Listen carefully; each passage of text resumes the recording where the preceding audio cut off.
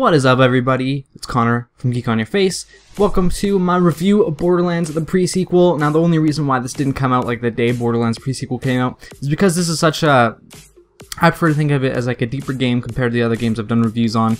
There's more to it, I would say. I wanted to actually complete most of the game and then give my thoughts on it. So, as we're recording this right now, I finished my first playthrough probably like a day ago. This is from a new playthrough that I started with a streamer, Philip DeFranco, also does, you know, the SXy Phil show, all that kind of stuff. This isn't my main character, but I will say that as Athena, the person I played on my first playthrough, it is pretty fun. This is what I'm going to start off the review with. All the characters that you can play as are pretty awesome. I've spent some time with each of them. Wilhelm is pretty cool. The Lawbringer, Nisha, I think her name is, she's pretty cool. Athena's probably my favorite, and then Claptrap's just, I wouldn't say start off with Claptrap. Claptrap should be on like your second playthrough or whatever. After you've done True Vault Hunter mode, choose Claptrap because he's pretty weird. He definitely requires more skill. I will 100% say that he requires more skill than the other characters, because you gotta go with the flow of Claptrap. There's no strategy with Claptrap, really. It's just whatever it's like a roll of dice. Whatever you roll, you gotta go with. But that's pretty fun. That kind of segues into the next thing, the difficulty thing. Borderlands 2, I don't know if I'm the only one that thought like this. I'm pretty sure I'm not. It was pretty easy. Overall, it was a pretty easy game. And then when you got to True Vault Hunter mode, all they did was up the damage and the health that the enemies did and had, and so forth. This, it actually feels like the enemies are more difficult AI-wise, a little bit maybe. Maybe they tweak some AI changes in there, and this just feels generally harder. I found myself actually having to work in my first playthrough, which I didn't have to do in Borderlands 2, so that was kind of fun. Definitely needed. Overall, I see like a lot of people on Twitch naming their streams and videos, you know, the Borderlands 2 patch. And yeah, what's wrong with that though? Like, it definitely is incredibly similar to Borderlands 2, but Borderlands 2 is really good. So what's the point in changing something that has received, you know, mass, you know, everybody likes Borderlands 2, so why would you change that? The menus are basically the same.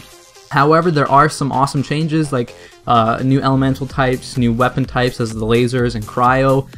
There's all sorts of fun stuff, and there's a lot of new different features in the game, such as the grinder, so that you can get some cool different loot and stuff like that, and it actually means something more. So I definitely think the changes that they have done to it have been needed, and they greatly improved upon it, and they kept all the good stuff from the last game. So really, I feel like it's on par, if not a little bit better than Borderlands 2, and Borderlands 2 is pretty high up for me. I really enjoyed that game. Yeah, there's, you know, why change something that doesn't need to be changed, really? Pretty sure I would give this game like an 8.5, maybe a 9 out of 10. It was really good, so I would definitely suggest this is a game that, if you guys like Borderlands 2, I would suggest this is a worthwhile game to buy at full price, I would say.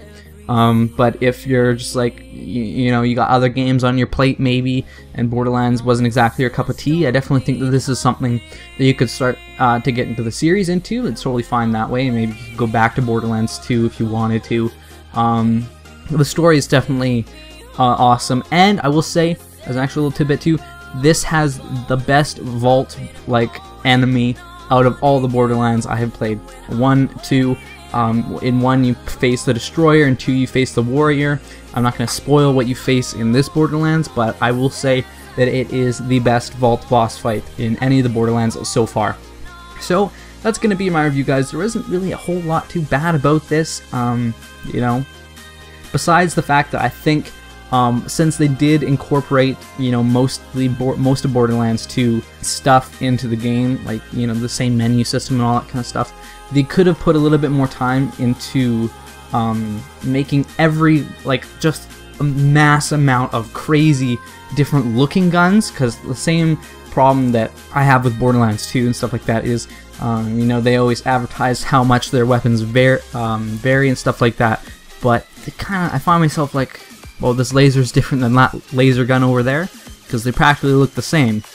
So I think that they probably could have done a better job aesthetically of changing the way that every gun looks and have varying elements in that. That being said, that's just a minor gripe. So yeah, I would definitely give this game 8.5, like a 9 out of 10. Pretty decent. As I said before, if you liked Borderlands 2, pick this game up full price. I would advise that. It is definitely pretty fun. And yeah, I'll be getting everything for this game because it's just that good, all the DLC.